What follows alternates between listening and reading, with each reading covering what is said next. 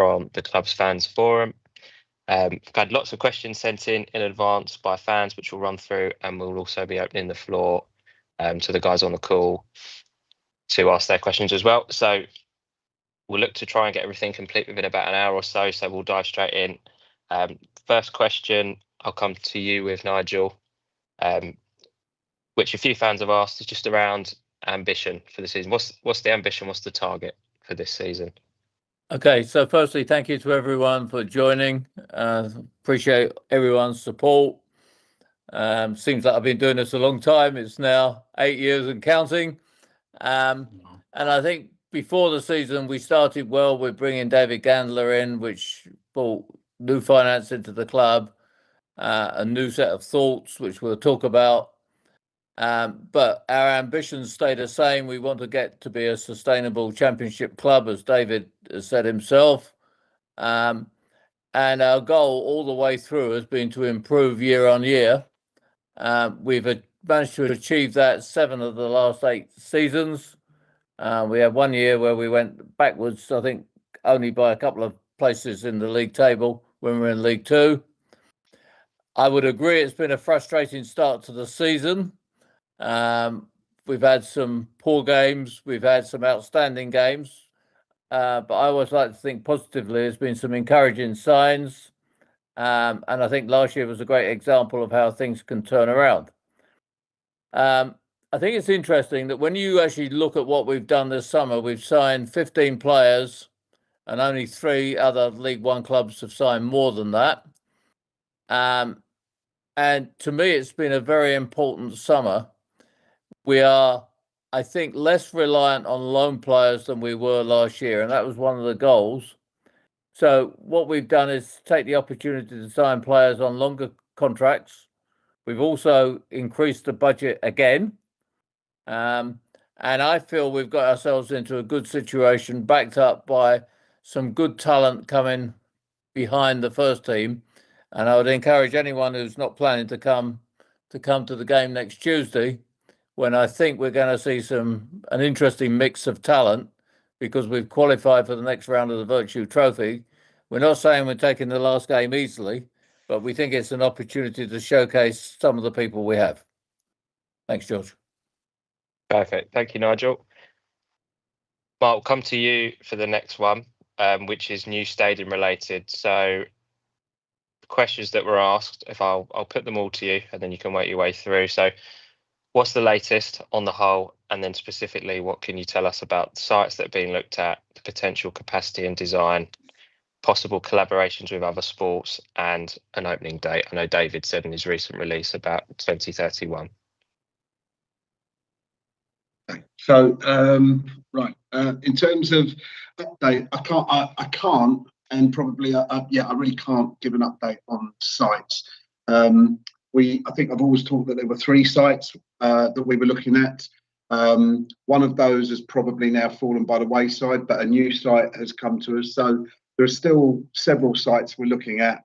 We do have a favoured site. The reason, I'm not trying to be mysterious, but I don't want to stop our progress by saying anything in public which may spook the landowners of the sites that we're looking at. So what I will guarantee supporters is that once we have something more concrete, we will begin to talk about it. But it's for the good of the club, and it's for the good of the new stadium project that we play that one sensibly at the moment. So I know it might be frustrating, but that's why I've got to, I'm afraid, answer that one with a straight bat. We're looking at a state. I think supporters have probably read the press release that went out a couple of weeks ago, where this is very much not just about a stadium. This is about a campus, multi-sports campus, but with a stadium at its heart, and Leyton Orient's new home being at the heart of the new stadium. So it will be a football stadium first and foremost, because I've seen various bits on social media, which means that we will of course be going through all kinds of discussions with fans about the type of stadium. But I think what we're all looking for is to make sure that we can keep stands as close to the pitch, that we can keep stands built in such a way as to keep generating noise and atmosphere, and keep the whole match day experience where we all want it to be. rather than one where it all falls into the ether. So we're going to, no final designs. We've seen a few. Various architects have given us some initial drawings. If I say stadium bowl, that will probably freak a few people out, because I know that some of the new stadiums in the UK are frequently referred to as soulless bowls, and we're very cognizant of that. So the design, fans will be involved in the design, maybe not intimately, but we will be doing.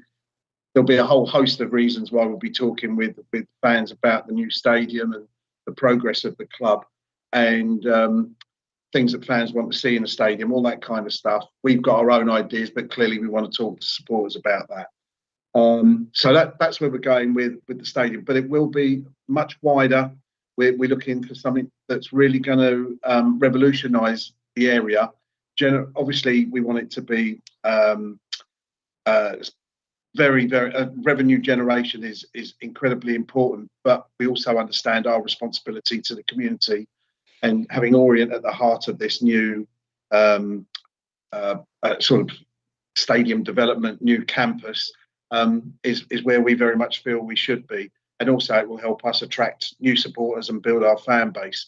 We're looking at a stadium capacity, probably going to be at least 25,000, could even be 30,000, because we are looking at a number of sports playing there. We're also aware that we don't want it to be like MK Dons, which generally is quite a nice stadium, but what's the point of having all those seats and there's 7,000 to 8,000 people rattling around in it? That's why we've got right at the top of our list of things to do is to engage with our current fan base and work bloody hard on building it. So, and I think what's the plan to build something really quite spectacular that I think fans can be proud of, the whole community can get excited about, things that will generate extra business into the area, extra jobs into the area. We'll engage with the youth in our area, because it will provide not only football but other sports for them to engage in and potentially participate in. And the opening date, George, opening date, David has set us an incredibly stiff target of trying to be in a new stadium by 2031. 2031 because it coincides with our 150th anniversary, and it would be great for us to move into a new stadium. The whole campus probably won't be built by 2031, so it's going to have to go some to get there. But that's hopefully answered as many of those questions as I can. Okay, excellent. Thank you, Mark. Does anyone at this stage have any additional questions on stadium and this season's ambitions? Hey George, can I just say one thing? I think it's important that people know that Mark is leading from the club side, and he's working mostly directly with David on this. So in future, so that everyone knows, I'm not ignoring it, and nor is everyone else. It's just that we have to divide and conquer, because this is a big task, and Mark's uniquely qualified to do it. So just so there's some clarity about that. Thanks, George. Cool. Thanks, Nigel. Jonathan, I'll come to you first. Thank you. I wanted to ask a question around accessibility, Mark, and I wonder if you agreed with me that there's an opportunity here to make Leyton Orient a go-to destination for fans of football who want to go to a stadium that's fully accessible, and not just for wheelchair users, but for all accessibility needs. Because when you look at newer stadiums in the London area, you look at Brentford and probably Spurs as well, are the most recently built stadiums, and there's a chance, I think, to show that Leyton Orient can be a stadium for people who need accessibility design at the forefront. There's a chance for this stadium to do that. My simple answer to that with Jonathan is stadium plans are spectacular, and I agree with everything you've said there. I think it's a real opportunity. The whole campus is a real opportunity for people to come and support Leyton Orient, take an interest in Leyton Orient, but also to come into the borough and see more of what the borough's about, not just Leyton, but a bit more of Waltham Forest. And I think that's why the council have worked so hard with us in terms of being so supportive of what we're trying to achieve. I'll just add, Jonathan, the architects will work with the SGSA and UEFA to make sure we adhere to guidelines, but it's a chance to do better than that, to work with level playing field and our disabled supporters to do best practice and drive forward. Sounds good. Come across to you, Doug. Yeah, just first of all, just following up on what Jonathan said, I mean, I remember in the 70s when we had the disabled sort of thing. I think that was one of the first in the country, if I remember right, when we had the disabled thing in the North Stand, which I'm sure we was all proud of. Anyway, that wasn't what I was going to say. I was going to say, already, as you can imagine, Mark, I don't think you've read it all, but there's obviously a lot of speculation of where we're going on social media and everything. And I appreciate that obviously this has to be done behind closed doors at the moment, and you can't start going, oh yeah, we're going with this. Is there any idea of when it'll be announced? Because I'm getting sick of people on social media saying, oh, we're going here and we're going there. No, without being, because I know what supporters are like, I'll give a date now, and the minute we go a day over it, people all get pissed off and start moaning. So I would hope that by the middle of next year, there will have been enough progress made for us to be able to talk more openly about the site. There's a lot of work to be done in the intervening sort of 7 or 8 months.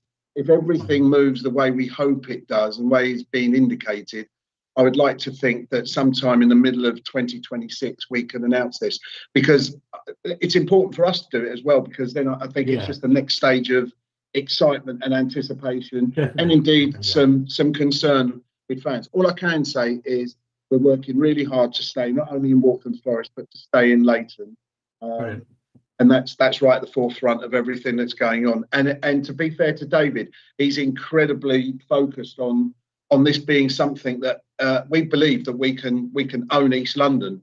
West Ham have vacated the space. They put London on their badge.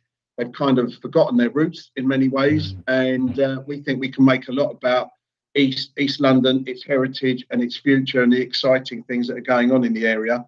And I think we can really make something of that. That's an excellent answer, Mark. Thank you. Well rehearsed, wasn't it?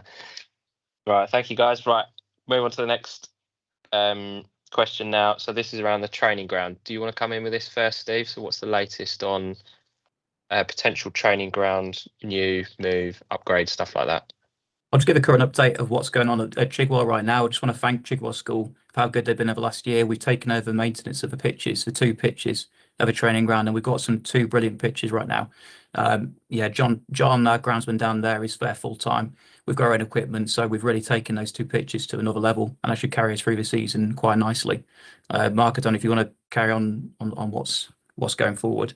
No, I'll probably talked enough, Steve. You go. I'll add a. All right, all I will add, guys, is just something that is important to me. There's been a lot of talk about the pitches causing injuries and so forth. I think what I want fans to understand is that we've got a state-of-the-art pitch at Brisbane Road, which even when there's a monsoon, Lingy will tell you, and the players always talk to me about it, still remains incredibly firm. The drainage is superb. And then we've obviously got not professional pitches down at Chigwell School that, whatever happens, are always going to be a little bit soggy, not quite the same. And you're moving from a much softer surface to a harder surface. So any new training ground, at least one of the pitches will replicate the nature of the pitch at Brisbane Road, the hybrid nature of the pitch. So that's nothing that Chigwell School could have done about it. These things cost about £1 million, which is why one hasn't been built down at Chigwell. I'll leave you with the rest of it, Steve. Yeah, we're looking at lots of different options going forward at other sites. We've been looking at options the last couple of weeks, doing some site visits. It's even though there's not been announcements yet and has been a lot of talk about the stadium, it's just as important to every other club at the board, down to everyone. It's the players, the managers, and most of the staff's place of work. And if we're talking about a state-of-the-art stadium, we need a state-of-the-art training ground, and we're fully aware of that. Yeah, just to add, Joel, just quickly, is that just like Mark said, we've got our own groundsman in John down at the Chigwell training facility now, and they're the best. The pitches are the best they've ever been in the 9 years. We've already 8 and a bit years, so that's made a big difference.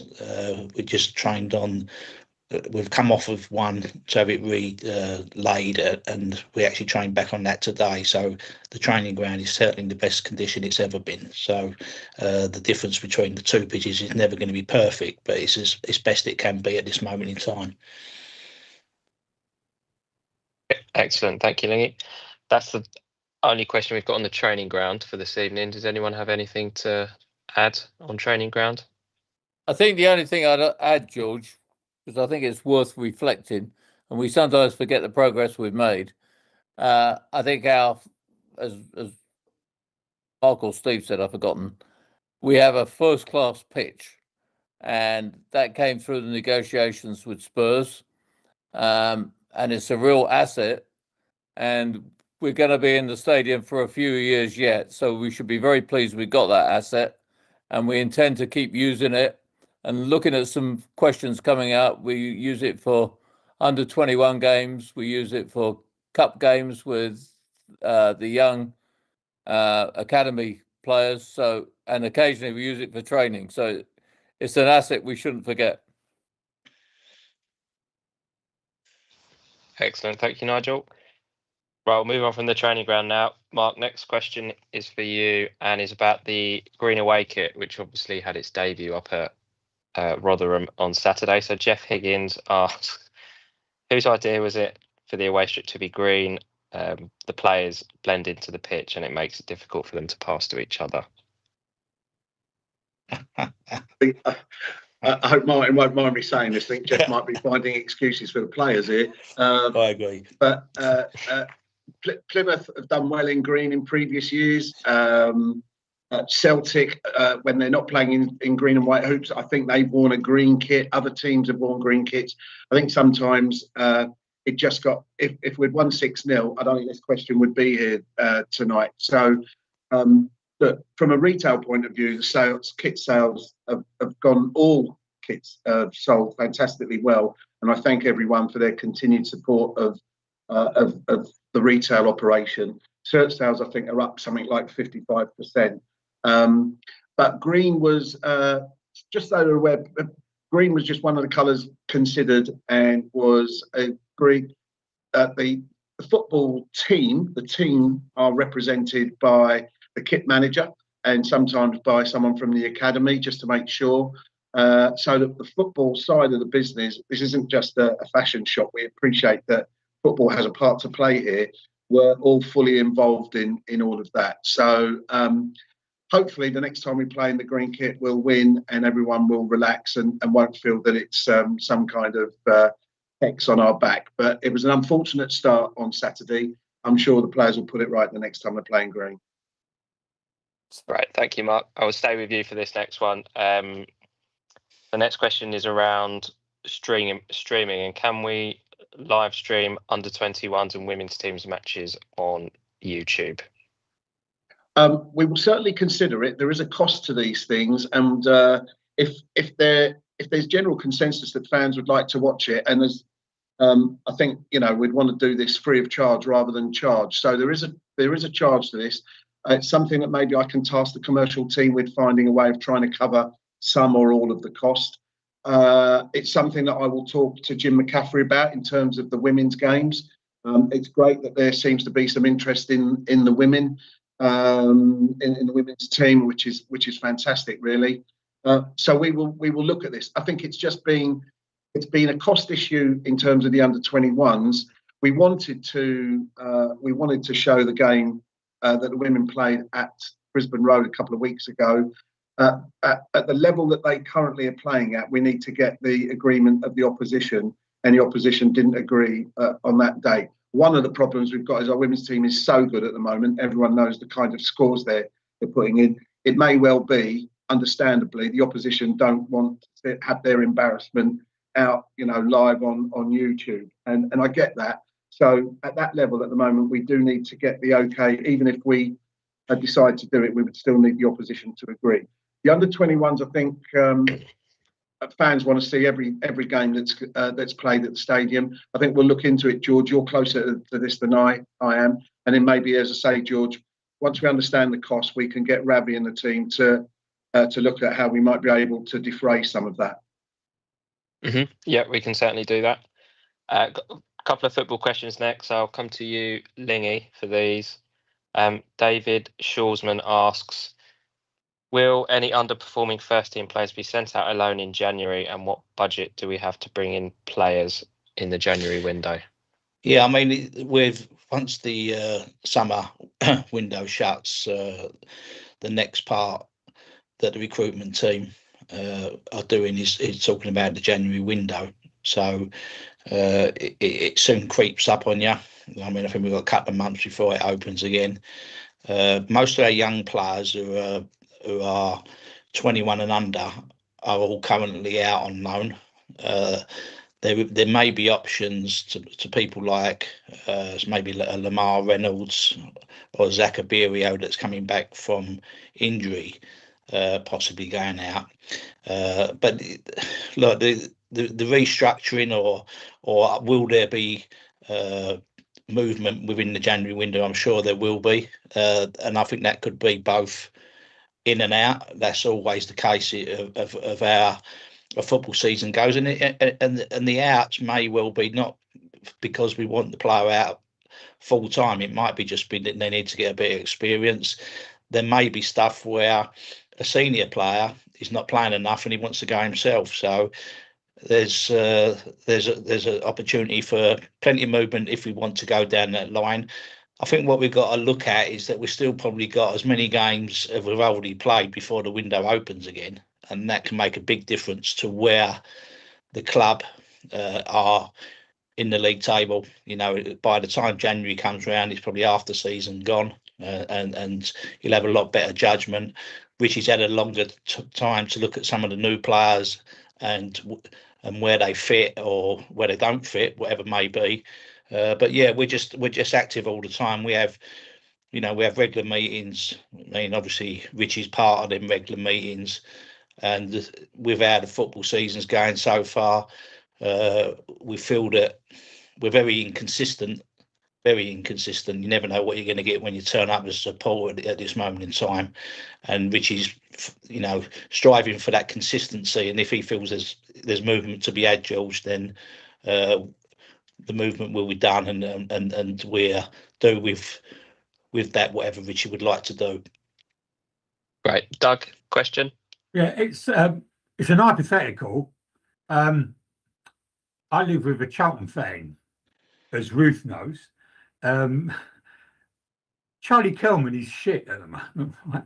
And I keep predicting to him that he's going to go on loan to a League One team by Christmas.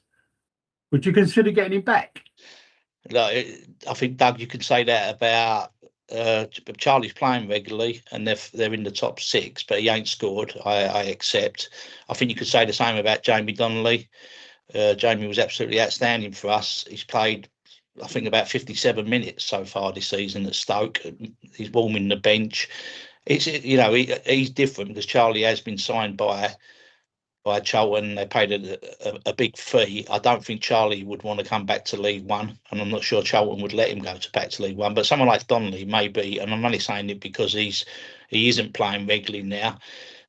Who was on loan with us and done so well last year. Tottenham will probably call him back if he doesn't get any time between now and January. And does he become available to us? Who knows? The cost that we pay for him will be a lot more than we paid last year. But if we feel that it's the right move for us, then there's a possibility. But I don't see Kelman being a possibility, if I'm totally honest. So sticking with loans, Lingy, Francis Reyes asked, how impressed have you been with the loanees that have come in this season? And I'll also add to that, how beneficial have the loans that have gone out been? I know Phil's out on loan at the moment, isn't he, doing well at Wealdstone? Yeah, I think the loans have been they've been okay. With Alfie Lloyd, obviously turned into a disastrous loan in terms of he got injured in his first training session. Just so you know, Alfie's back training with us now, and will probably play a part if he comes through training this week. Will play part of the Aston Villa game, so it'd be nice to have him back in. Teo, he's been in the team more than he's been out of the team, probably say that he plays better in the back five than the back four at the moment. I think Jack Morass is going to be an unbelievable player, if I'm totally honest. But Jack, if I could say to you, Jack does the same thing in the last third of the pitch as he does in the front third of the pitch, because he's still learning the game. You know, he takes chances with possession, which is what you want him to do in the top third, but he also does that in the middle third and the back third, and Rich is just trying to teach him to understand the game. And if I'm honest, at this stage last year, we all sing about the rooftops about Jamie Donnelly. I don't think Jamie Donnelly hadn't played anywhere near what Jack Morass had after 13 games, and then all of a sudden Jamie found an understanding to what Richie wanted in League One. Obviously, the other one is Joe White. It's been a disappointment. He's played 2 games or two bits of games. I think he's back training today as well. So I think Joe White and Alfie Lloyd have still got to show us what they're about. And Tommy Simpkin, I thought he started really well. Had a couple of, let's say, nervous games, if I'm honest with you. And if I'm honest with you, Killian Cahill come in while Tommy was away on international duty and took his chance. I think Killian, before Saturday, had played in 5 games and we'd won 4 of them. So I feel that they're all players that can add to us, but I feel obviously with only 3 out of 5 actually playing any meaningful minutes for us, we're still waiting for Alfie Lloyd and Joe White. But as I say, just put the Donnelly situation in your head, because at this stage last year we would have been saying the same about him actually. Great, thank you, Lingy. Nigel, coming to you next. Question is, where do you want the club to be financially in a year's time? Okay, so complicated question. As we said earlier, we want to keep competing. I want to make it absolutely clear, and David and I have had a very detailed and clear debate about this. We do want to be in the Championship, and incidentally, David's own view is that the squad this year is better than last year's. It's just we've got that inconsistency that Martin talked about. I think we're building a very good squad. So we'd like to believe we can get to the Championship. I know it looks less likely right now, but we said the same thing this time last year, as Martin just said. Financially, there's several things going on. Firstly, we've got the regulator, and I got some empathy, or sympathy is probably a better word, for both Mark and Steve, who've spent a lot of time being consulted by the regulator. A lot going on there, and they're trying to get up to speed. Secondly, there's a lot of clubs in League One who feel that the financial nonsense has to stop, and they're looking at some tweaks to the current financial processes. There's a lot of discussion about that. So I think we're in good shape, could be better shape, but then just about every football club could say that. Steve does a fantastic job keeping all our finances under control.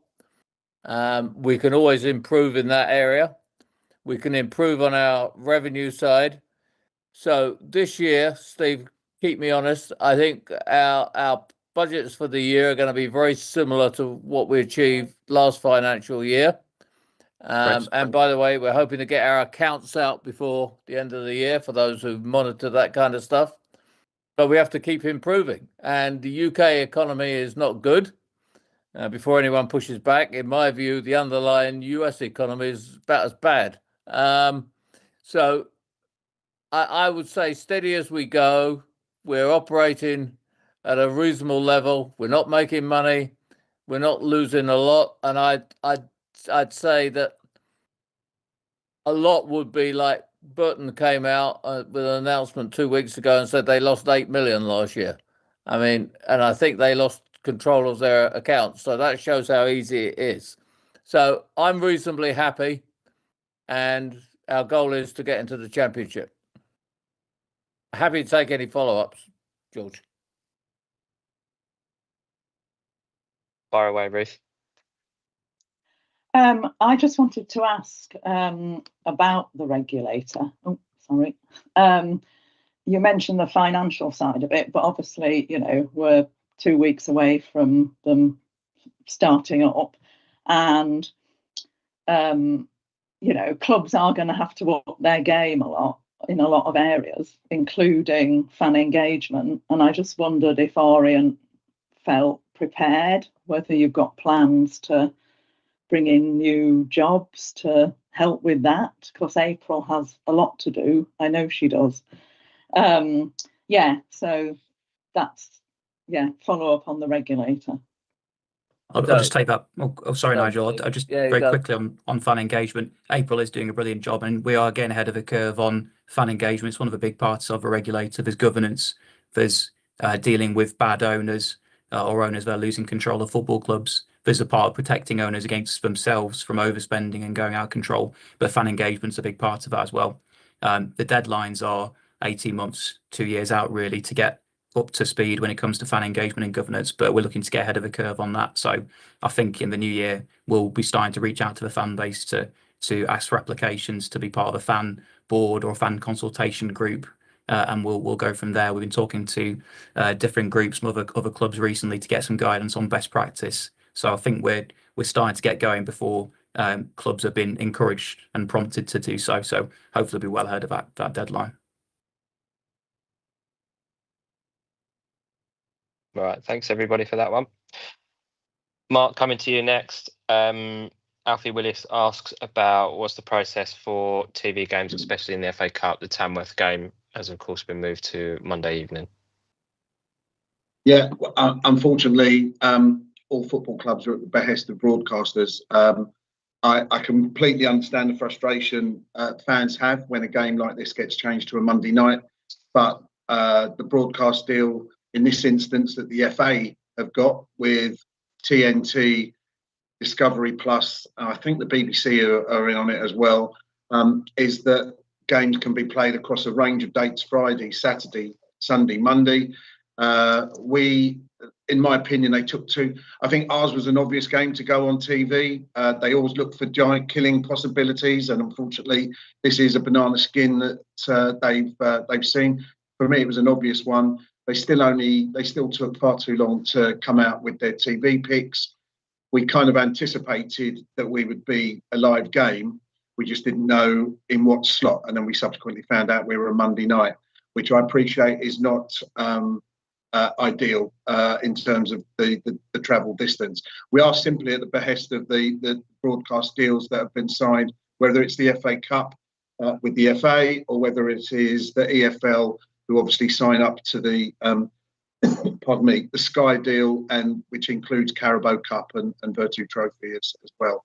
I haven't really got any other excuses other than they pay their money and they get to call the tune. That's why the Premier League gets so much money, and the Premier League has had to offer many more games this year in order to keep their domestic broadcast revenues where they are.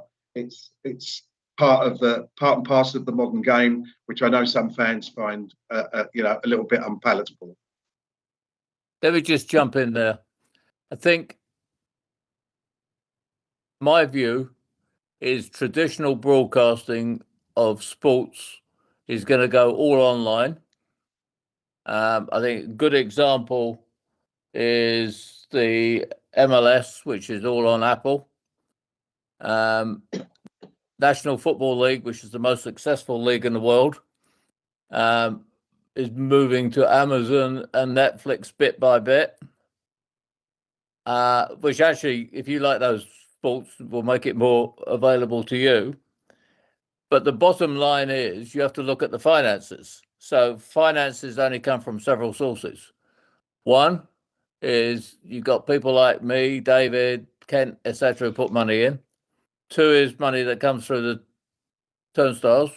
Three is TV money. Four is sponsorship. And there's a few other, but they're the key ones. If you actually look at US clubs, they use car parking as the biggest revenue generation, which we don't have, and most clubs in the UK don't. So I think you're going to see more and more broadcasting, and I think with it, as Mark just said, they pay the piper. They're going to be even more demanding. So I don't like it any more than you, because I've been disrupted and I've had flights booked from the States to come and see games that are changed.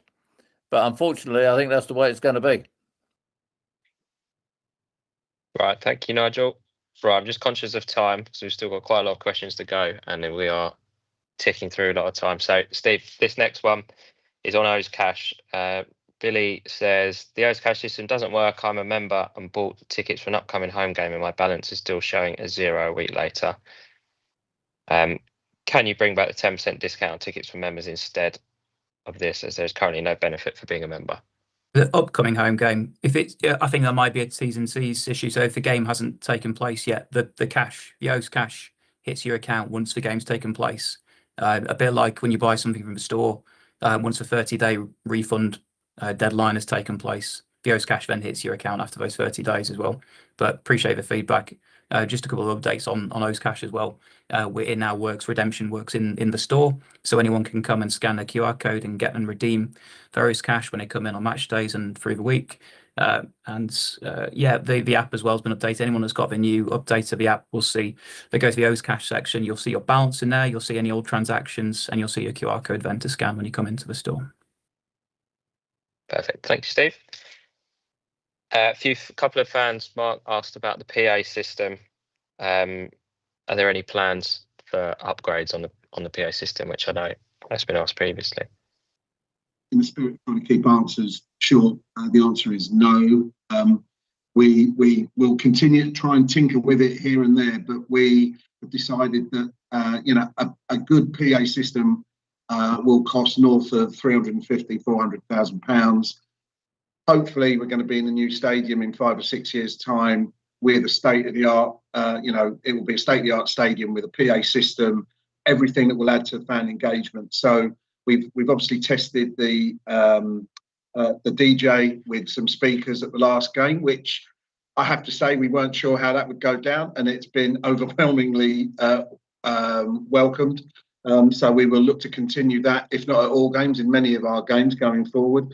So in the short term, our priorities are in other areas, and I appreciate, again, that'll be a source of frustration. But we just don't have a blank check and a black hole where we can just there's no magic money tree out there. So the PA system is something that we feel we can sacrifice while we concentrate on other areas of the business. But I can assure you that in the new stadium, it will be state of the art, as you would expect. Thank you, Mark. Stephen, I think you got a question. Yeah, I just wanted to put some direct feedback on that, actually, because I got a bit confused with the DJ because I could actually hear what was going on for once. So not sure if it's worthwhile, but if you could maybe plumb instead of through the PA system, because in the East Stand, it's like someone talking through a cheesecloth. You can't really hear a word of what's going on. We could actually hear the DJ and understand what he was saying. So some possibly useful feedback, because I was a little bit confused as to what had been done. Thank you, Stephen. Right, thank you very much. Lingy, coming to you for the next one. Dennis Gibbard says, why didn't we strengthen the defence in the summer when we knew that the current squad were not good enough to deal with dead ball situations?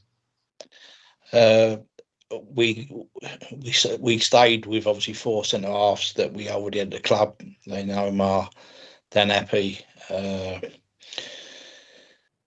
Who else did we keep with? Simpson and Edmonds Green. Fullback wise, we have brought in 2 normal fullbacks, Michael Craig and Adam Mola, but we feel that we ended up 6th place last year, I suppose is one way to say it, and I think that by the end of the season we was more than coping with set plays. I think set plays both for and against can always be improved, and it's something that we work on an awful lot. And when I say we, I don't mean me. I mean, I see Richie and the staff working on set plays. I think that I can't see why we should struggle early when you look at the 4 centre halves. I mean, Dan Happy's 6'4", Omar 6'3", Jack Simpson 6'2", and Reg is about 6'1". So I can't see an argument why we should have brought new players into them areas. We think they're good enough players and still think they're good enough players. Obviously, Reg Edmonds Green is going to be out for a while. But I think a bit like our goals for and our goals against column. You know, everyone thinks, oh, we're good going forward, so all the forward players are good and all the defenders are poor. That's not true. It's about a team ethic of scoring goals and stopping goals, and I think that comes down to set plays as well. So I don't think it's about the defence. I think it's about the whole team unit, including the goalkeeper. So there's certainly something we know that we've got to improve on and get to the standard where we were last year. Great, thank you, Lingy. Nigel, next one is for you. I think this question was submitted before Luton Town made their appointment, but what can you tell us about Richie and him moving clubs or not moving clubs? Okay, so we all read the press, including me. But here's the facts. Richie is a very valuable member of the club. I think we surround him with great support, and I think he's the first to admit that. Secondly, we renewed his contract in the summer, which we feel strengthened our position and rewarded him for great effort last year. Thirdly, we have great relationships with him, and if ever he's going to leave, I think he will talk to us. Well, that's what he certainly has said many times. He doesn't read a lot of press or social media. The first he knew about the story, so he told me, was when Charlie came home and said, "Dad, are you leaving?"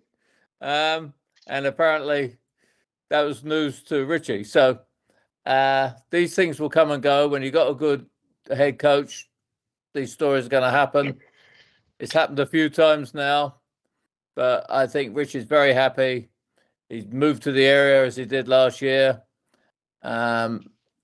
He's certainly always cheerful when I talk to him, apart from like 2 hours after a game, which I avoid.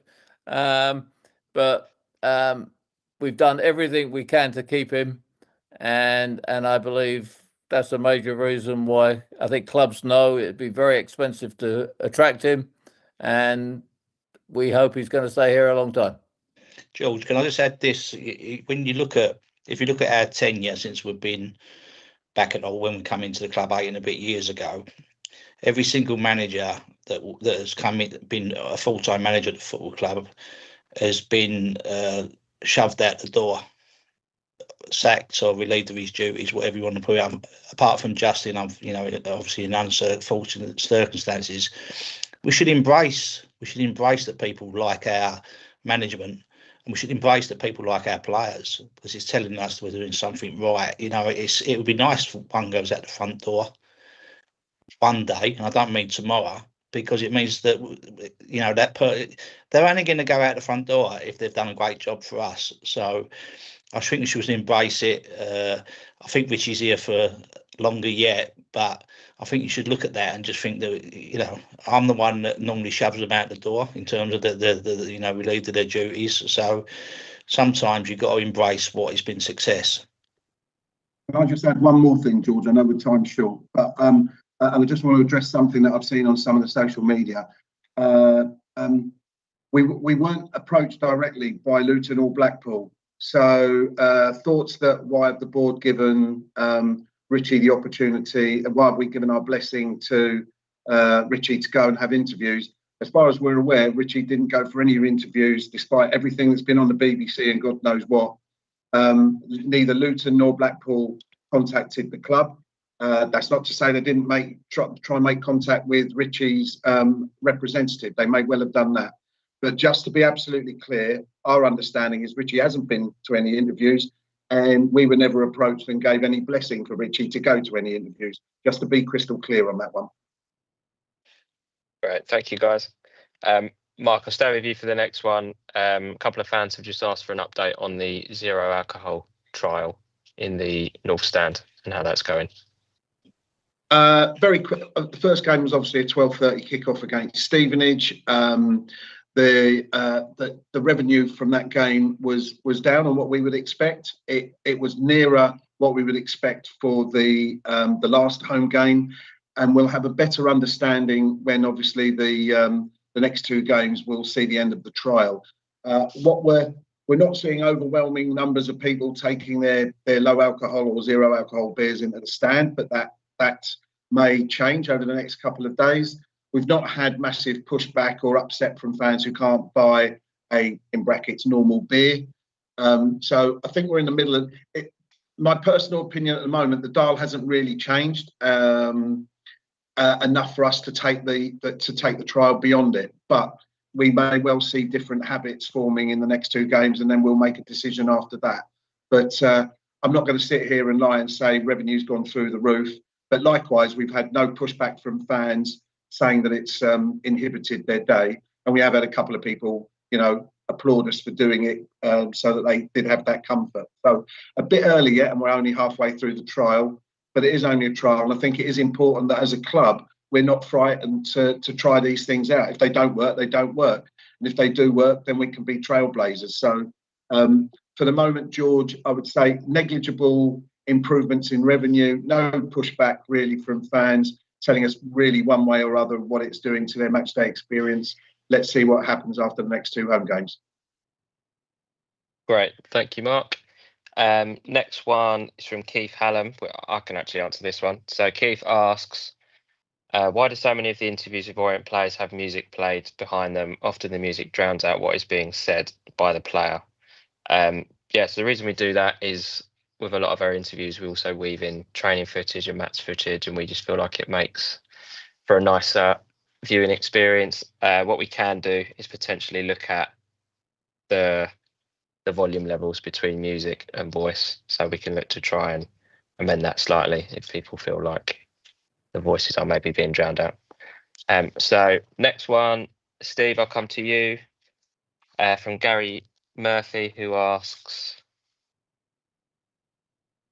to encourage more disabled fans to attend, will you consider fitting a changing places toilet into Brisbane Road? This is a toilet with a first aid bed and hoist, which enables those who are non-weight bearing to receive personal care if required. Yeah, well, we've got an access audit in a couple of weeks' time, so we'll task the guys doing the survey to be creative and see if there's any spaces we can use that would be useful for a changing room facility.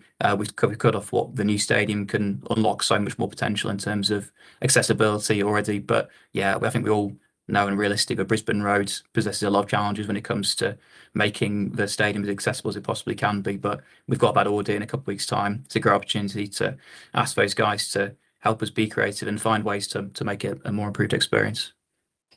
Perfect. Thank you, Steve. Lingy, Peter Simpson asks, when is the next instalment of the Ethan Galbraith money due? Is it a January thing or a summer thing? No, it's due in July. It comes in. We've got 2 more instalments to come. It was a 50% paid up front, then 25 and 25. So 25 in July and 25 in July 27. So yeah, July 26 is the answer to that, George. Perfect. Thank you. Next one for you, Mark. Does the club have any thoughts on a ticketing loyalty points system for big games where fans who travel to the majority of away matches are able to get tickets so they don't miss out? At the moment, there aren't any real thoughts. Having said that, the Tamworth game, where there are 800 tickets available to us and we have 5,200 season card holders, and at the moment, it's almost a first come, first serve. So I think a little bit like O's Cash, this is going to evolve, I think, a little bit more. We are going to, as our fan base grows, our away support, which is already fantastic, is growing all the time. Hopefully, we're going to be more successful playing in more games that are of a big nature where ticket scarcity is an issue. So we will need to evolve this, and we'll probably talk to the various supporter groups about what they feel is a good idea, clubs that they feel operate fair and sensible loyalty schemes. And at the same time, as I say, same with O's Cash, which is an evolving product. So we will continue to look at that, but we're not going through that process just at the moment. Right, thank you. Next one, or next couple are for you, Steve. First one from Neil Colley asks about the South Stand toilets at the West End. What's the legal requirement for available cubicles? I think that alludes to the toilet block was locked for the Wigan game inexplicably, but it's been open ever since. So both blocks of toilets are open and we're well above compliant levels as a result. I hope that answers the question. Perfect. Thank you. And then staying with you, Steve, 3 questions from Jake Murphy, who has asked. First one is, when can we have nachos in the South Stand, please? Okay, it might be a small bit of equipment that we need, so just a heating track. I'll speak to our caterers now and see if we can get that in by the weekend, or if there's any bigger reason why. If not, Jake, get in touch with George. I'll deliver you some nachos to let me know when you'll arrive. I'll make sure that happens. Okay, he might hold you to that. I will. I'll And do it, I then promise. second one is around, have there been any further developments in regard to allowing fans to smoke outside of the South Stand at half time? That's harder because I mean the area behind is a public access pavement, a car park, and a road, so there's no real practical space right there. See, again, easier in a new stadium like Spurs, you scan your ticket and then you're in a massive expanse of never zone really before you go into the stadium, and you can come back out at half time to have a cigarette. It's tough when it comes to the South Stand, but I'll take that away and try and find a solution there. And then last one from Jake is, would we consider safe standing within Brisbane Road before a move to a new stadium? We've had a couple of quotes, not for the whole stand. We could look to do that next year if there's an appetite. We need to do some proper surveying and see if there's a proper interest in that. I guess as a next step, really. The quote was for the back 6 rows of the South Stand and for Block A of the South Stand separately, and we could do both, or we could look to do more or do less. But maybe we need to ask the fans really what they want, if that's of interest or not at all, before we take that any further. We have had some quotes, and they're not unreasonable. It's not a cost that you would just say no, it's not worth it because we're only going to be here for X amount of years. George, can I just quickly add, anything that we think adds to the volume inside the stadium and the support for the team, if standing helps attract younger fans and also increases the volume of support, then that's got to be a good thing, which, as Steve says, we'll look at. And so I think that's something that we will definitely look at. The other thing is just to confirm that even if we do introduce it, the capacity of the stadium cannot be increased, because our concourses and toilet blocks and things like that dictate how many people we can have in the stands. So safe standing wouldn't see an increase in capacity, just to clarify. Doug? I think you're on mute, Doug. I had to tell me I'm 63. It takes me a long while to sort of do stuff. Yeah, it's just like I remember years ago when they stopped standing. The idea was, because I used to stand in the East End, right by the tunnel, and I remember there was times when we had a few of us actually, I think it was Loft actually, that said we'd actually volunteer to rip the bloody seats out, because I think that'd be the best place to do it. If we did do safe standing, it would be in the East Stand at the bottom. That was all, you know. Yeah. Can I say, when a young man like Doug says he's struggling through his age, a really old man like me agrees with what he said about the safe standing in the East End. Yeah, where the old enclosure used to be on the east side. Yeah, exactly. Can take a look Thank at you, that. Bruce. Okay. Great, thank you, everyone. One more for you, Steve. Sorry, can I just ask a very quick follow-up on safe standing? Yeah. In principle, is safe standing something that's planned for to include in the new stadium? Yes, and bear in mind that we can't just, if we were to do it in the South Stand, well, it would be probably easier given what Doug and Ruth have said, and Nigel. We can't, or we have to be fair with away fans, so we will have to put some safe standing into the away area. That's the ruling. We can't just put it in for home fans, wherever it is we choose to do it.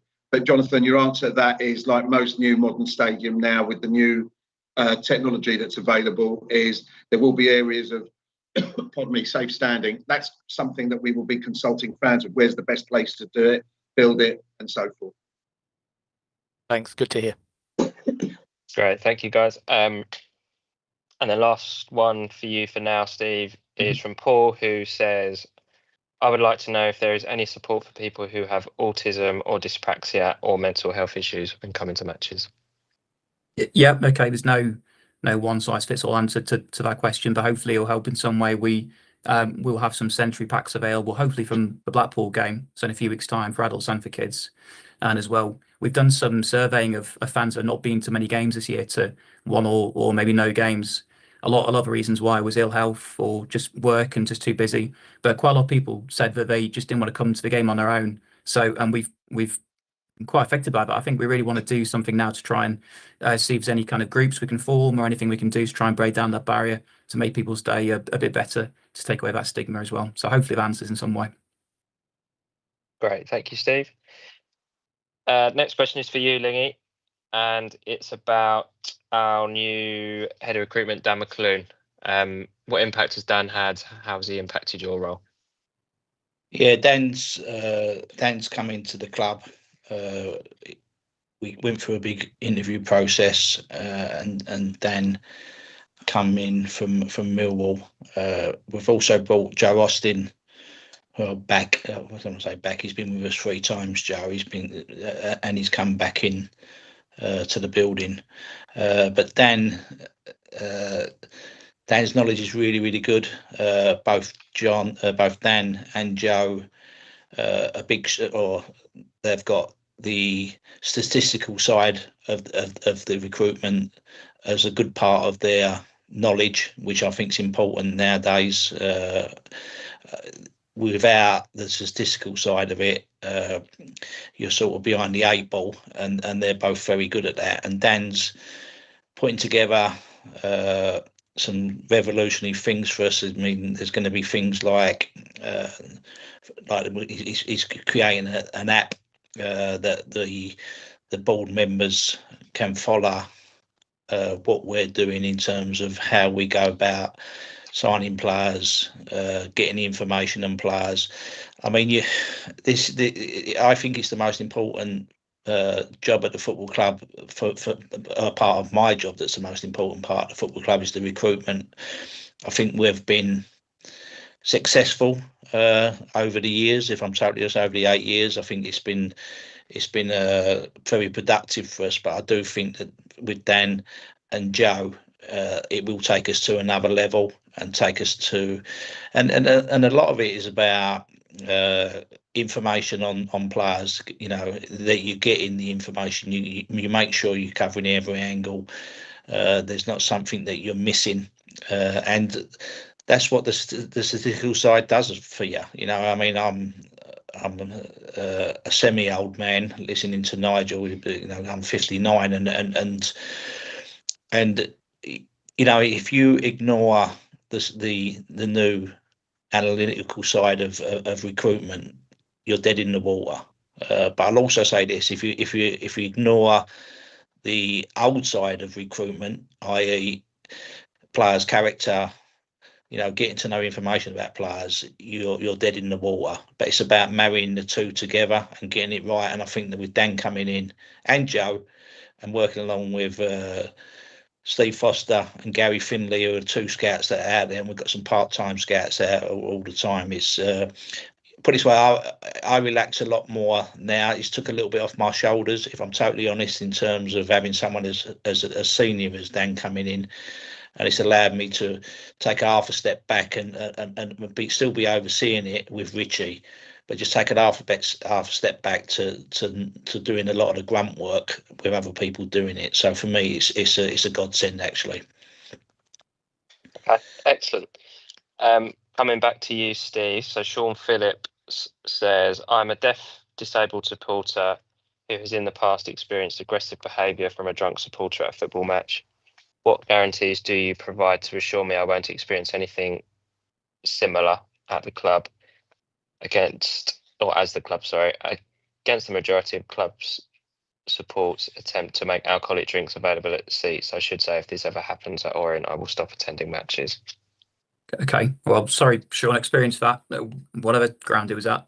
We're not looking to roll out alcoholic drinks into the stands. It's non-alcoholic drinks, non-alcoholic beer into the north stand. So hopefully that's not been misconstrued. But I'd just recommend if anyone feels threatened or abused at the game, speak to the nearest steward, or if you don't feel comfortable visibly doing that in person, we've got an anonymous text service, and you can reach out to the number through the app as well, and you can find the number through Twitter as well. So just reach out for one of those anonymous channels.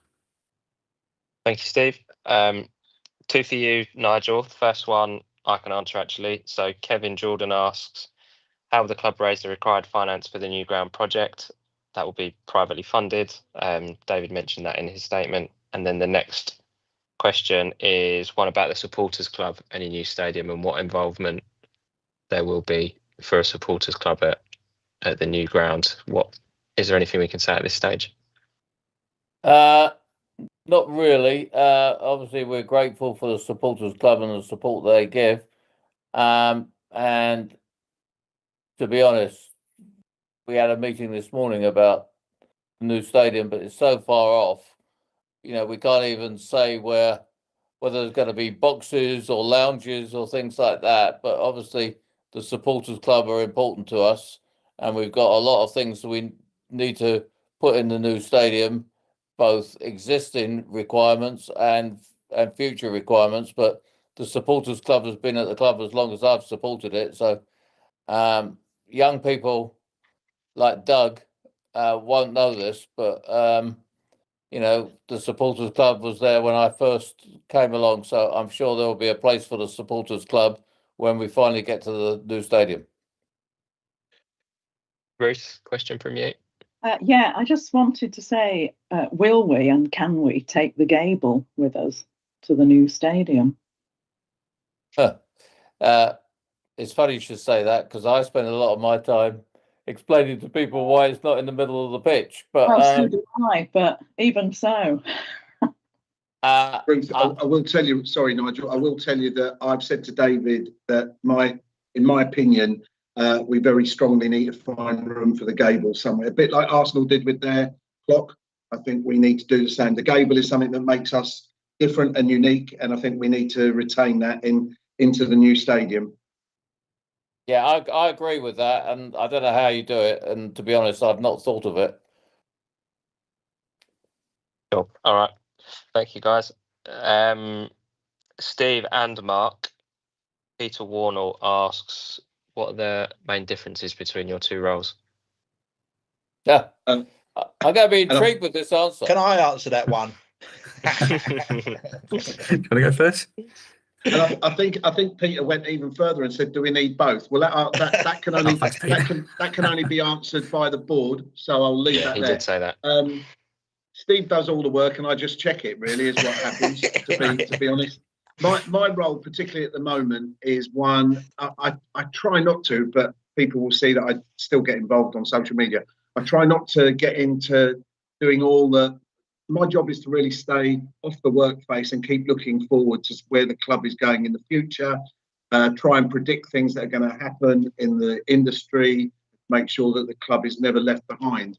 But at the moment, I spend an awful lot of my time on the stadium and the training ground development, and I work closely with Steve, particularly on the training ground there, because whatever we choose to do with the training ground is going to cost a lot of money. So my job is really to do that and to obviously make sure that, you know, our philosophy has been to recruit the best people possible, even if they're more intelligent than I am, which is not particularly difficult. And Steve's been a great hire. Our finance, I think Nigel won't disagree with me here. Our finance reporting and our finances, we were getting through by the skin of our teeth for the first we still were when I joined the club, when the accounts department was outsourced. And I have to say the transformation in the last 18 months, where not only do we know exactly what we're doing business-wise, but our data on our finances is so much smarter. We can now make much smarter business decisions based on the hard work that Steve has put into the job. Steve's also recruited into the department as well. So Steve's job is, and Steve will tell you this in a minute, but from my perspective as a CEO, Steve's first job, it was his finance background to come and steady the ship in terms of our reporting, because the board used to get incredibly frustrated if we couldn't report accurately, quite rightly so. And secondly, Steve's background at Spurs and then more latterly at Ipswich, where he gave up a club that ended up getting promoted to the Premier League to come to a club in League One.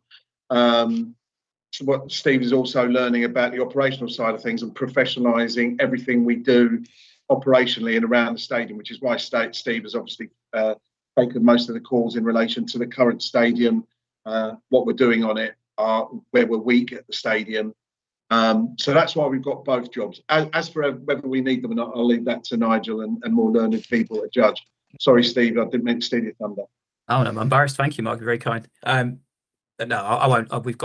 We're short time. I won't go into too much more detail. It's fine. But again, with Mark, he's just been nominated and announced as CEO of the year, Football Business Awards last year. So we're very lucky to have him as well, and we are to work with him.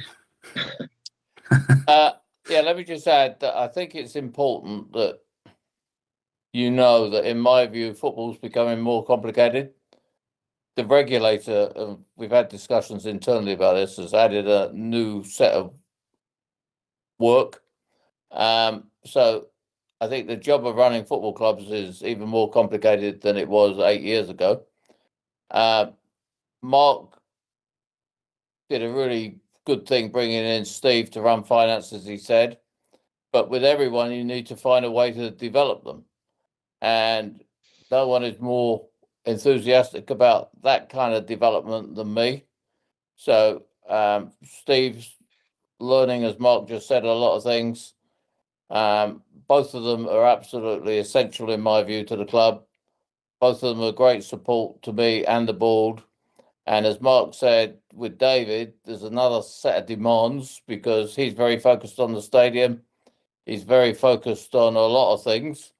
So I think we're in excellent shape. And when I hear what's happening at other clubs, I'm delighted that both are there. Great, thank you, Nigel. Next couple, again, very conscious of time, I can quickly answer. Richard Dawson asks, are there any plans to follow other clubs in Europe to abandon Twitter as a media outlet, given the stance taken recently by some of its owners around inciting violence in the UK? So this has come up at EFL-wide communications meetings, and I think any departure from Twitter or X will be a league-wide thing rather than an individual club thing, when that does happen. But it's not going to happen yet, I don't think. And then the next question from Maureen Measure asks, why is this meeting only online? Some of us welcome a chance to meet others. And I mean, that's just because people are in different parts of the world as things stand. Next one is for you, Mark. It's quite a long question, but to paraphrase it, it's from someone called Jonathan, who asks around match ticket pricing, and is £30 too expensive for a match ticket?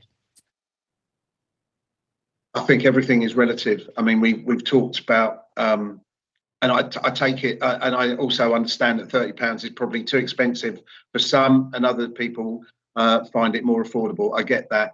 My problem is to try and generate enough revenue out of a stadium that is only small, and try and find that sweet spot that means we've got enough revenue coming in, but we're not charging prices that are putting people off. I think the gentleman has also said if we only charge £25, we'd have a full stadium every week. Well, we only charged £10 on a few occasions last year for Tuesday nights. I appreciate every Tuesday nights, but attendances were still as weak as they were previously. In fairness, when we look at it, if we'd charged the normal price on a Tuesday night, we don't think the attendance would have been any better or any worse. It clearly didn't impact it.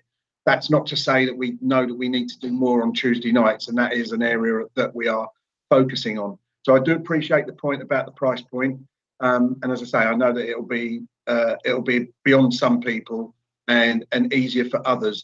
It is just trying to strike that balance, which isn't easy to do when you've got a stadium that only holds 9,000 and doesn't really have enough hospitality spaces, which would help us to compensate in the general admission areas. One of the things for the new stadium is that the amount of premium seats and the premium seat setup that we would like to build in there will allow us to keep our prices as low as possible in the general admission areas.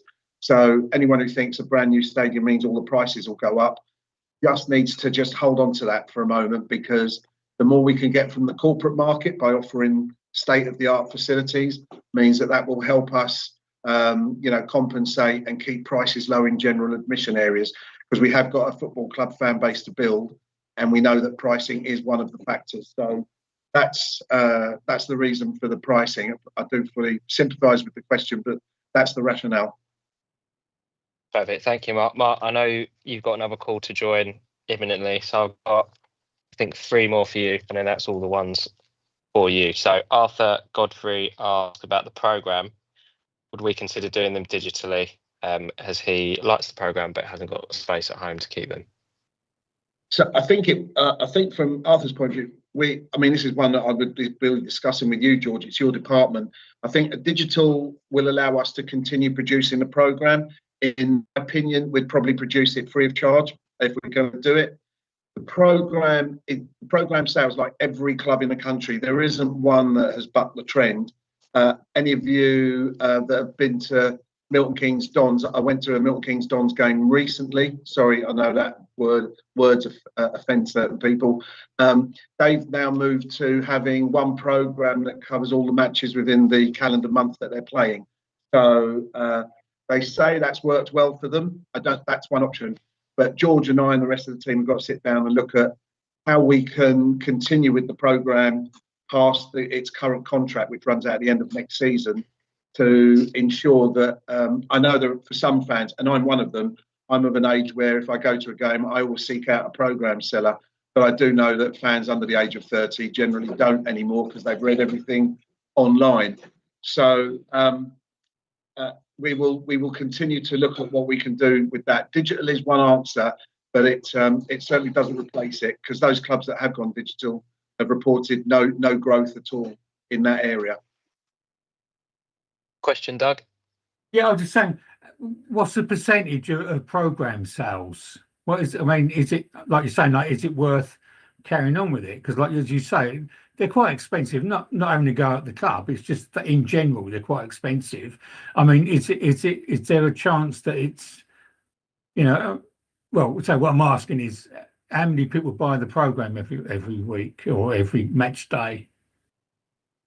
Doug, there's lots of ways we can look at this. When I was at Brentford, the owner owned a club in Denmark, and they produce an 8-page supplement that they give out to everyone. There's no charge, but it was half of it was adverts, but they gave it to everyone because it gave fans something to read. But they covered it with advertising. That's an option, but I think for a lot of people who want something to read, it's probably not very palatable, but it might be better than nothing. I also think, Doug, before we give up on this, I don't think we don't do any selling at half time. I don't see any programme sellers going around the perimeter trying to sell to people who got in late. I think we need to try all of these things before we make any final decisions. Definitely, yeah. Just to answer your question, Doug, I think it's around 700-800. Is it every game, George? About 10% of fans on average. It's just under 10% of the crowd. Yeah. Okay. And that's from about 35. Well, actually, I'm talking off the top of my head here. London always had strongest programme sales, and most clubs would report sales of about 30-35%. That's how severe the drop off has been in the last 5 years or so. Bruce? I just want to say on Saturday they can buy a fanzine because the next one comes out. This evening is not sponsored by the Orient here, Ruth. All right, you've got your product placement in. Okay, well played. Hey, Mark. I think the point you made is a good one. When I go, it's on the table upstairs, but I think the idea of actually trying to sell them in the stadium is a good one. I think that's well worth a try, and I think even perhaps something like a penny that actually says program. I don't know if we do that, but I go too early to actually see the people who sell them. But I think we should give it a bit of another go, as you suggested.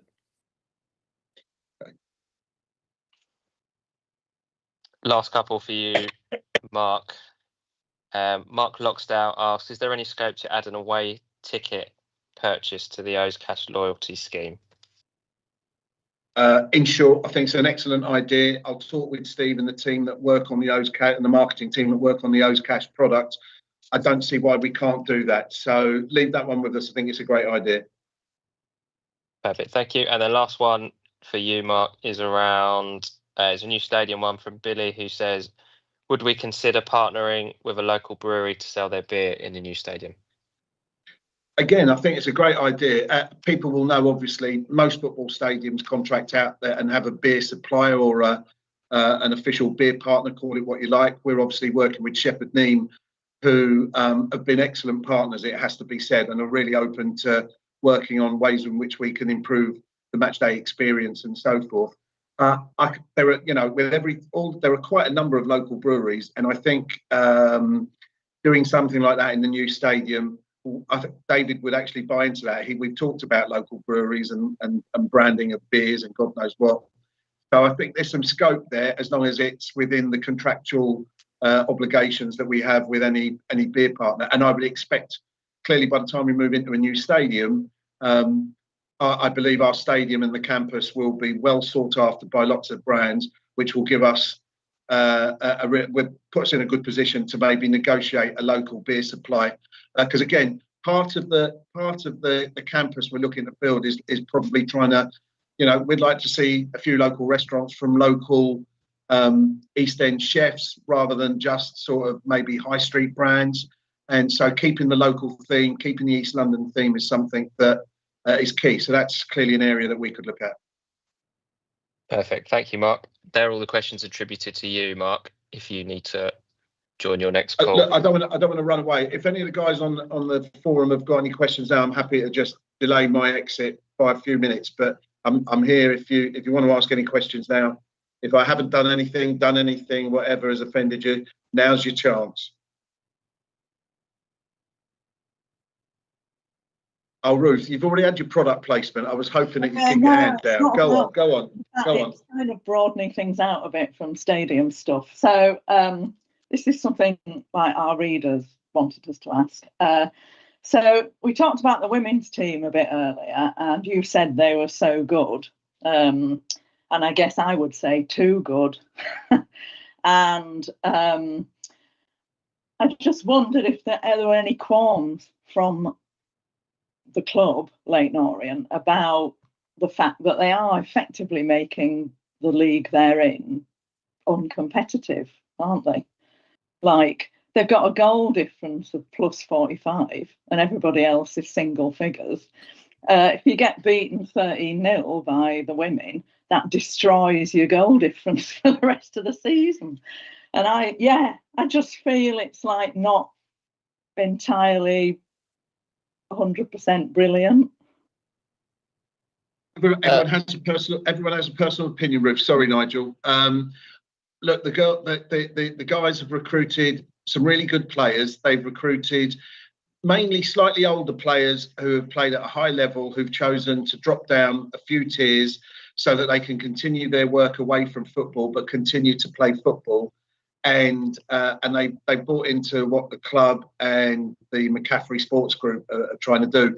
Ruth, I think until the team, they can only play what they put in front of them. I take your point on board, but I think, the idea is for them to get through the leagues as quickly as possible, get up the tiers, and obviously I think even the players themselves would say they would like the games to be more competitive. Not that they want to be anywhere near losing, but I suspect, we've all played in teams at some point where you're winning 10, 11-0 and you do begin to lose a bit of interest, and that can be for the fans as well. So your point's well made, but I think it's a really exciting time for our women's team and the relationship we've got with the McCaffrey Sports Group. And I'm pleased that even if the vagaries of how the transfers have come around have meant that there's been even more focus on them from our supporters, I think it's a good thing. And I think I'm just excited that there's a Leyton Orient team alongside the men's team that can excite the fans. But your point is well made about the uncompetitive nature of some of the matches. Yeah, what I was going to say is a bit of history to this. We thought we should have been promoted a couple of divisions about 2 or 3 years ago.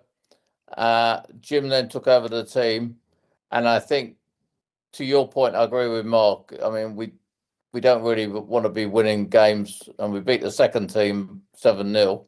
I think the good news that comes out of this is, unlike what we have at the top of the pyramid on the men's side, you can only go up one division at a time.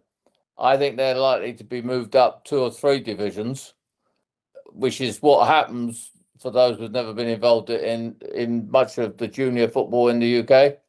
I once had a team that went up 4 divisions, and we still won it. So I think that's what's likely to happen. But good point, Ruth. I do now have to escape, George. Sorry, mate. I've got to take this other call. All right. Good to speak to you all. Thanks for your time. Thank you. Mark. Next question was for you, Nigel, which was from Henry Tyler, who says, I know that we should maybe let bygones be bygones, but do you have any interesting anecdotes to tell us about your negotiations with a certain Mr. B when you bought the club?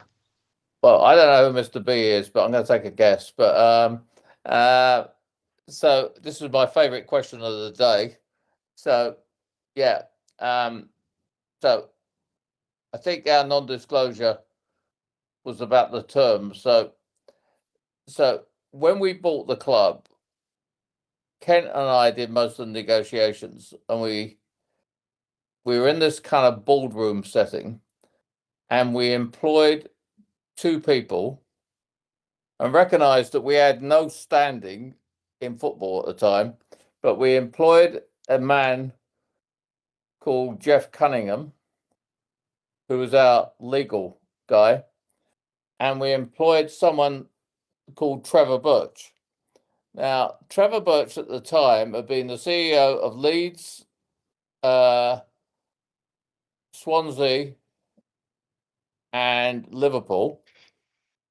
And the person who's referred to in the question got very angry at one stage and said to this person, what the F do you know about football? You know, I know much more than you. And he also got very angry with the young man who was the legal representative, who ended up being a leading lawyer in the football side and ended up also working for the league. For those who don't know, Trevor Birch is the current CEO of the EFL. So I think that demonstrates the kind of ego of the person we were negotiating with. All right, thank you, Nigel. I'm sure there are lots of other stories that maybe can be told another day as well. And I'm sure nobody on this call or watching this stream is at all surprised by any of what's just been said. Well, that is true, and you know, it's interesting. I've been very fortunate in my life, but I truly believe that, you know, when I look at all the companies I've been with, everyone talks about what we did at Duncan, which was great. The turnaround we've done at Leyton Orient is what I'm most proud of. I mean, if you think about what we've talked about on this call, none of it is about bankruptcy. None of it is about going to courts, which some of you supported extremely well. We're in, you know, we might want to improve in our position in League One, but we're looking forward. We've got a great manager. We've got a lot of people who work very hard at the club every day, including the people on this call. So we should be very proud and very happy. Great, thank you, Nigel. Next one, coming back to you, Steve. Gerard Benson asks, when are you going to, this is not you personally, by the way, when are you going to clean the bird poo from the stairs in the North Stands? Are we good end on a question about bird poo? Is that the end on a high? A couple more after this. That is serious. Steve, get out there and clean it. Yeah. All right. Sorry. The cleaners do check after every game. We had a hole in the net, which is meant to stop pigeons resting above the North Stands. I think we've patched that up now, so it shouldn't be happening anymore. The cleaner, Dan, and his team, we had a bit of feedback about this a few weeks ago, so they went and checked before every game. It should be sorted. If it's not, I've asked Dan to kind of have a look after this, and yeah, this should be resolved anyway. Hopefully that answers it. Hey, George, Great. Unfortunately, I've got to go and do another call myself, so can I thank everyone? Thanks. Yeah, of course. Thank you, Nigel, as ever. Honestly, brilliant. Take care, Thank you, guys. Well, thank you for all you do. And Ruth, keep putting those articles out. I want to send me a copy of the Orient here. Brilliant. Thank you. Right, thanks, Nigel. I'll come to you, Lingy. I For the guess next I'm the only one. one left.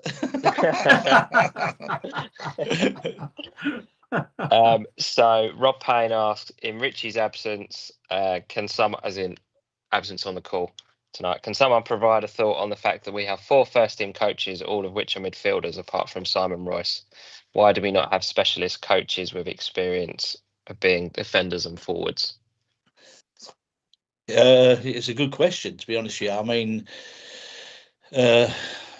first time I've looked at it like that, I think it's to do with coaching will be about chemistry between coaches. I mean, Darren Prattley's not really a first team coach, if I'm honest. Darren does the 21s, but it still doesn't hide the fact that Paul Terry and Alan McCormack were both midfielders, and so was Richie.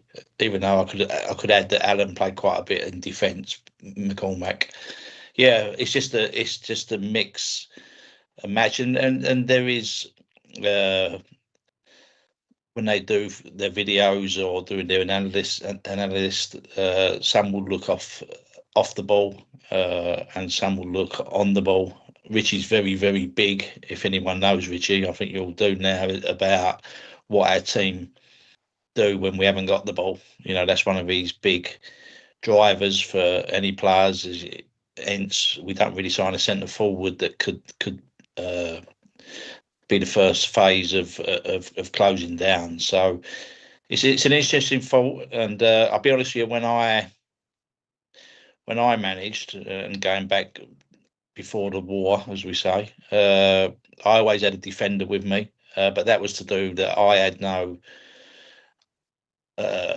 My eyes was always on how we can score goals, not how we can defend goals. So I had people like Dean Smith, like Sean, a local Sean Taylor when I was in Torquay, and but that's because I was very much, as I say, about scoring goals. With Richie, he works on both sides, if I'm honest. So it's an interesting question, not something I've ever looked at really, till you just brought it up. But it's also about a chemistry of people working together, and I think that's a bigger fact than what position they played when they played. Great, thanks, Lee. I'll stay with you. So Dean asks, why does Martin Ling and people talk about a project all the time? We were 1 game away from the Championship in May. And then a bit further down, he says, it seems like Orient are happy to be a League One plodding club. Yeah, I mean, I think the project has been since the day we come in and to where we are now and where we've come from. I think there is people that forget that, if I'm honest with you. I think that in the time that Nigel's and Kent's been in charge, getting to the playoffs last year was an unbelievable achievement. We certainly didn't go into the playoffs last year hoping we lose them because we were a plodding League One club, is the honest answer. And I think if you told any of the people that were employed on the football side or anyone in the football club that's what we were, and we was all there just to stay in the middle of League One, I think we'd all walk away, including Richie. So we're not happy being a plodding League One club. Do we feel that if we got into the Championship, it would be a stretch for us? Possibly. But my aim, why everybody talks about new stadium, new training ground, my sole aim for everybody is to keep the eye on the ball on a day-to-day situation. So that's my project, that when I go in on Friday, my project is to make sure we'd be better on Saturday. And that's what I believe you can try and bet yourself every day and do the best you can every day. When they start talking, as I say, about stadium, I'd love to be still employed by Leyton Orient when we go into a new stadium. But that's not my concern. That's not the football side's concern. The football concern is to beat Lincoln on Saturday. So, yeah, we certainly don't want to be a plodding, and we're not happy to be a plodding, and we've all got ambition like yourselves and the supporters. Excellent. Stephen asked, Lingy, given the success we had last season with Josh Keeley and Jamie Donnelly, why haven't Spurs loaned us anyone this season?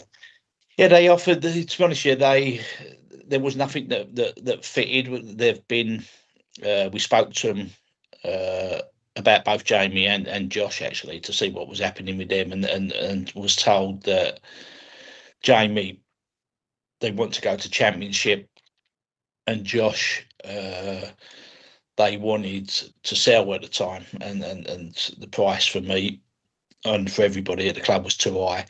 The players that they offered us, if I'm honest, which they didn't fit what we wanted. It wasn't the position we wanted, or it wasn't the type of player we wanted. So it's nothing to do with Tottenham. They did offer us a couple of players, but you got to remember that both Josh and Jamie were first loans. I think Josh was a first loan, wasn't he? Yeah, he was, I think. So they're offering us players that are first loans, and no one fitted the bill for what we wanted this year. So it ain't nothing about the relationship breaking down. In fact, we've had more people approach us this year to take players on loan than I ever have before, because of what the success of the players that we did last year. You know, every one of them was a success. It ain't always going to be like that, but you know, and if I'm honest with you, not so much now, but just to go really back to what was talked about earlier, that we've got 2/3 of our squad that are now under contract and only a third that are not. That's including the loans, and would ideally, and this is something I've set for Dan McClune and Joe, that we come down on loans. I want people that if we're making people better, I'd rather it be our own people than loans. We've used the loan market very well. It's very good financially for us to use the loan market, but it's something, if we could reduce the loans by one each year, or even two, that we can only have 3 next year, I'll be happier than doing it with the loan market. As I think it's volatile, the loan market. We've got it right most of the time, but it can be very volatile. Great, thank you, Lingy. Steve, I'll come to you for the next one, which is a football one, but a finance one as well. So, Stephen asks, how much of the Galbraith and Jordan Brown money has been reinvested into the squad?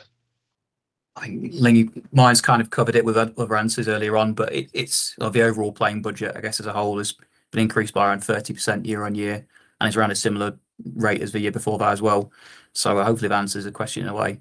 And just around a wider point, Nigel touched on it, around the landscape of League One finances and across the whole football league is getting more and more challenging as player wages, their inflation increases. I think the average losses of League One this year will be around 7 million, around that Burton level, which is pretty hefty, and that's grown significantly year on year through that competitive nature of the league. Everyone wants to win. There's some big teams down there last year and this year as well that probably didn't like finishing where they finished, so they've gone hard again this year. So yeah, it's getting harder every year. So we're doing what we can to reinvest as much as we can of that extra revenue, and from David's help as well, into our first team. Great, thank you, Steve. And then last couple of questions that we've got. One is in relation to O's cash, which I can answer, which was for Mark, actually. I missed that one. So Jack Rutherford asks, it was announced in the summer in regards to the incentive for fans to purchase merchandise that they would be rewarded in the form of O's cash. Have the teething issues now been resolved? Yes, we believe they have. That was relating to the in-store redemption, which is now available. So that season card holders and O's members can now redeem in store as long as they've got the newest version of the Leyton Orient app, which you can download from your app store. So that has been resolved. And just on O's cash, if people do have any feedback, then please do get in touch, because we're always looking to improve it and make it better. And then the very last question is also from Jack, and is for you, Lingy. And I think this was submitted a couple of weeks ago, not long after we had the PFA game at the ground. And he asks, essentially, are we looking at any free agents to bring in before the January window? Ideally not, no, if I'm honest with you. The thing with the free agents is that it's got to be position specific.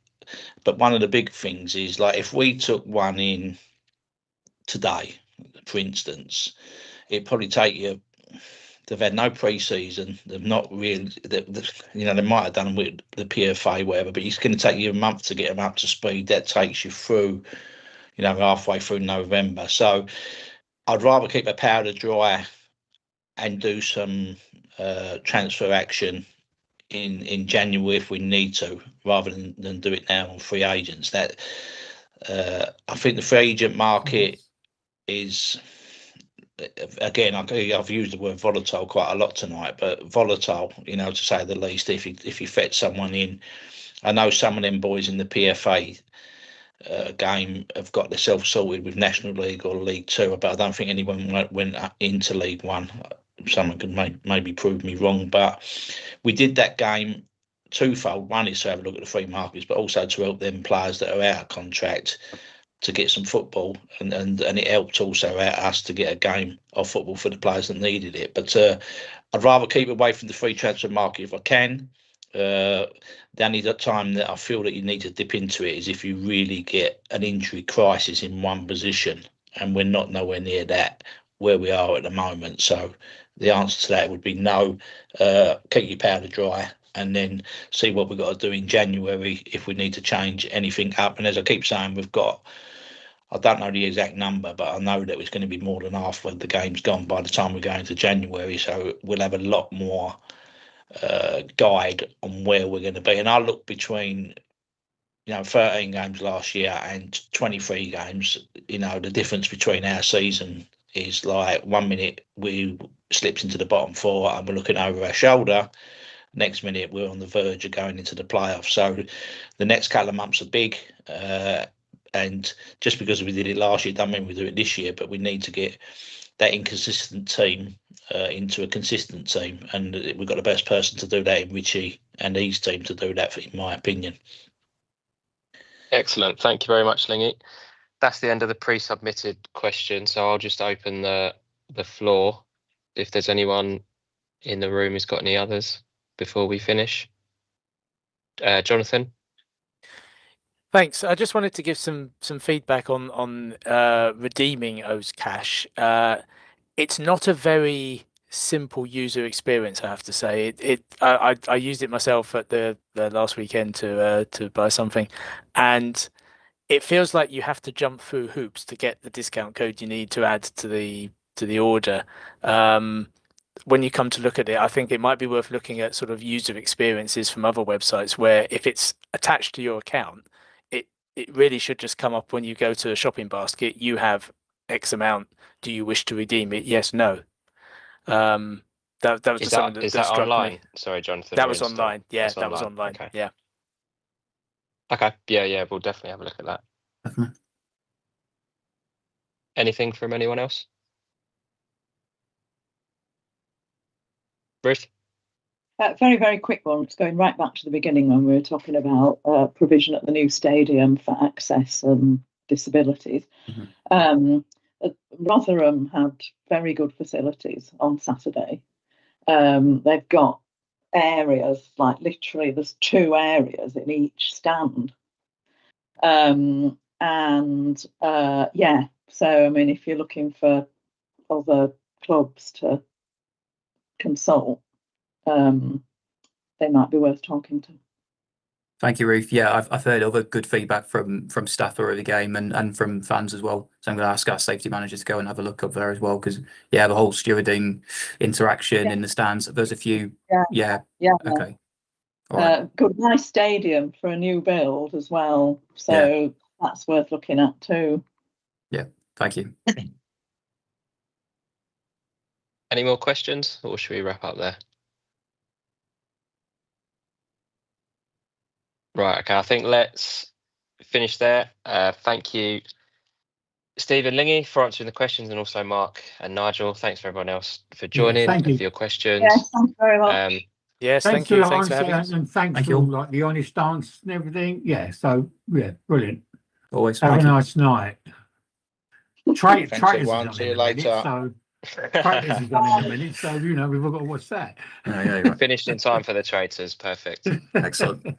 Brilliant. All right, Okay, thank take you. care, Cheers, everybody. Thanks, Thanks, everyone. everyone.